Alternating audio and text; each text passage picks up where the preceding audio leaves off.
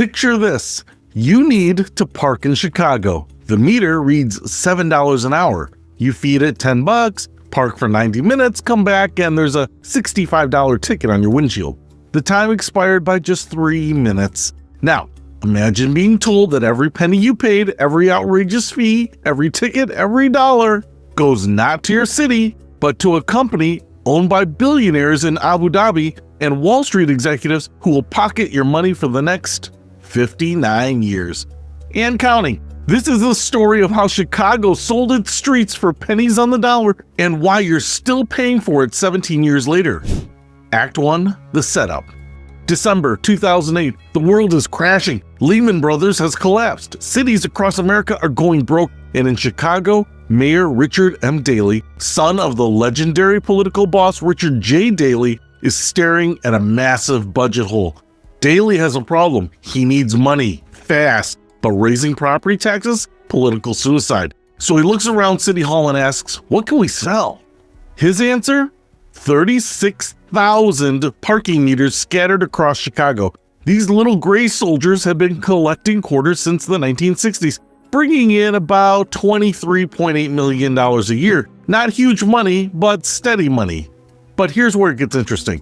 A group of brokers affiliated with Morgan Stanley approached the city with a proposition that was too good to refuse, or so it seemed. Act 2, the deal. Late November 2008, behind closed doors, Morgan Stanley's team presents their offer. $1.15 billion in cash upfront right now. All the city has to do is lease them the parking meters for 75 years. Let me put this in perspective. 75 years. That means that this deal won't expire until 2084. Children born today might be senior citizens when these meters return to the city. If you're 30 years old right now, you might see the end of this contract when you're 105. The Chicago City Council had just 3 days to review this complex, hundreds of pages contract. 3 days to decide the fate of the city streets for 3/4 of a century. The vote? 40-5. Almost unanimous. Chicago had just sold its streets. Act 3, the players. So who exactly bought Chicago streets? Meet Chicago Parking Meters LLC, a consortium led by Morgan Stanley Infrastructure Partners, Alliance Capital Partners, and the Abu Dhabi Investment Authority. That's right. Oil money from the United Arab Emirates now controls where you can park in the Windy City. As journalist Matt Taibbi wrote in his book, Griftopia, when elected officials in Illinois can't shut off the parking meters on Abe Lincoln's birthday because a bunch of sheiks in Dubai don't want the revenue stream turned off even for a day, you know something has gone seriously sideways. But wait, there's more. By 2020, nearly half the company was owned by D-Side Investments Inc., a Florida firm owned by just 2 private investors. 2 people control half of Chicago's street parking for 61 more years. Act 4, the fine print. Remember, the devil is always in the details, and oh, what details they are. Here's a fun clause. If the city closes a street for any reason, a street festival, sewer repair, even outdoor dining during COVID, the city has to pay the meter company for the lost revenue. These are called true-up payments. In just 12 years, Chicago has paid $78.8 million in these penalties. During COVID, when the city allowed restaurants to extend into the streets, guess who footed the bill for lost parking revenue? You, the taxpayers. But the real kicker? Rates. Before the deal, parking cost 25 cents an hour in most of Chicago. The investors quickly raised this to $1 an hour, then $2, then higher. Today, downtown Chicago parking can cost $7 an hour, making it the most expensive street parking in the entire country. Act 5, the aftermath. Chicagoans didn't take this quietly. In the winter of 2009, the new pay and display boxes froze. Meters broke constantly, rates shot up, people were furious. The rebellion was swift and creative. Parking meters were super glued, hammered, and spray painted. The phrase, "Daley sold us out," appeared on meters across the city. Parking boycotts emptied downtown streets. In May 2009, Daley finally took responsibility, telling the Chicago Sun-Times there should have been a transition, a much better transition. And there wasn't, but the damage was done. By June 2009, the city's own inspector general confirmed what everyone suspected. Chicago had been robbed. The IG's report concluded the meters were worth at least $2.13 billion. The city had left nearly $1 billion on the table. Act 6, the profits. Let's talk numbers, big numbers. In 2019, just 11 years into the 75-year deal, Chicago Parking Meters LLC had already recouped its entire $1.15 billion investment and made an additional $500 million in profit. By 2022, the profit had grown to over $502 million. They're making money hand over fist with 61 years still to go. Bloomberg Business projected that Chicago drivers will pay at least $11.6 billion to these investors over the life of the contract. $11.6 billion with a B. To put that in perspective, $11.6 billion could fund Chicago public schools for nearly 4 years. It could fix every pothole in the city twice. Act 7, attempts to escape. When Rahm Emanuel became mayor in 2011, he inherited this disaster. He tried to renegotiate. The 2013 amendment he struck was supposed to save taxpayers money. Instead, it gave the parking company even more guaranteed revenue. The multiple lawsuits have tried to break the deal. In 2021, Democratic Socialists of America members sued, claiming the deal violated federal antitrust law.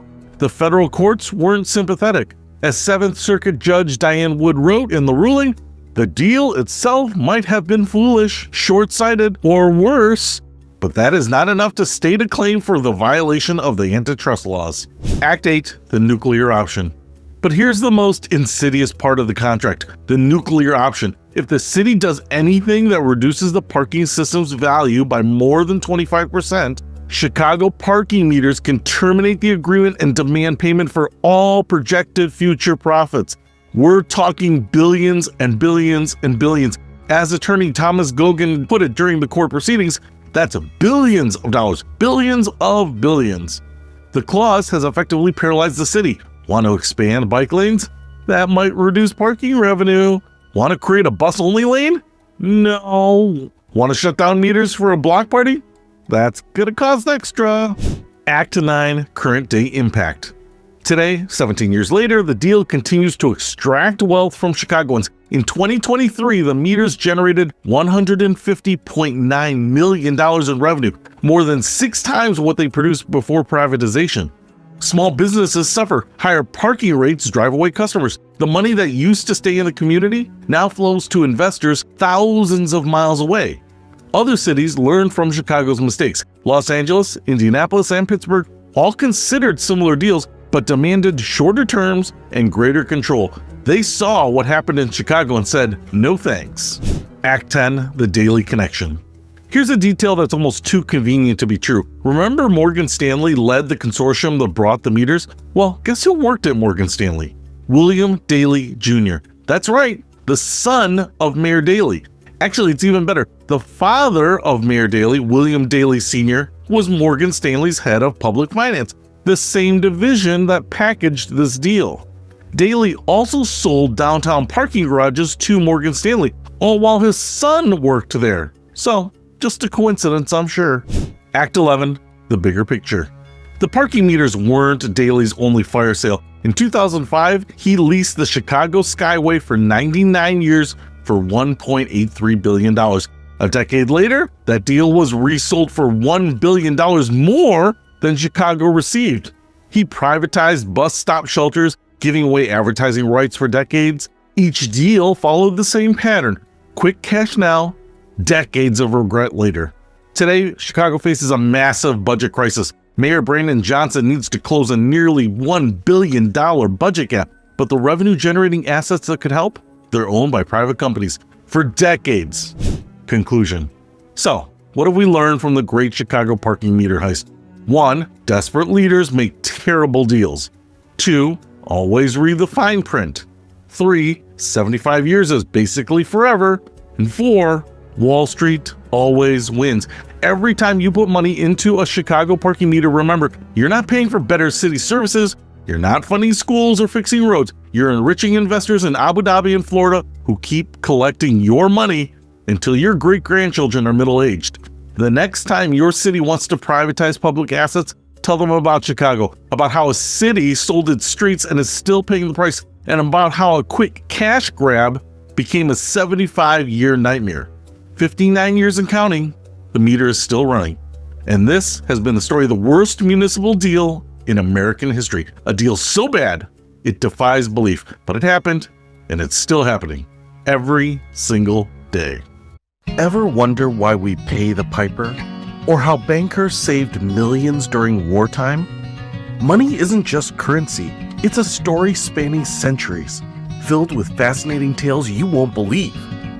In Money is Faxinating, Peter uncovers over 100 incredible stories about the thing that makes the world go round. From hilarious banking blunders to mind-blowing facts about modern finance, discover why money is more fascinating than you ever imagined. Money is Faxinating. Available now wherever books are sold.